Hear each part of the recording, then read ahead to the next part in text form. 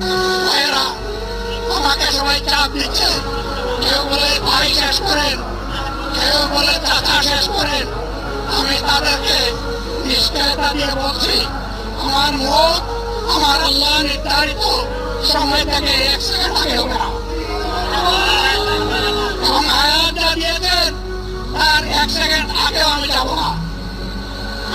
অতএব মহান আল্লাহর কাছে আমার তৌফিক চাই। আপনাদের কাছে যে কষ্ট হয়েছে আপনারা, আমি তো এখানে শান্তিতে বসাছিলাম, আর চতুর্দিকে শুধু দৃষ্টি দিচ্ছিলাম। কি কষ্ট হচ্ছে আমার ভাইদের। প্রিয় ভাইরা, এই কষ্ট আল্লাহর জন্য। এই কষ্ট কার জন্য? ইনশাআল্লাহ আল্লাহ তাআলা আপনাদেরকে তার উপযুক্ত জাযা দুনিয়া দিবেন, আখিরাতে দিবেন। আপনাদের এই ত্যাগের বিনিময়ে নতুন বাংলাদেশ আমরা পেয়ে যাব। আসুন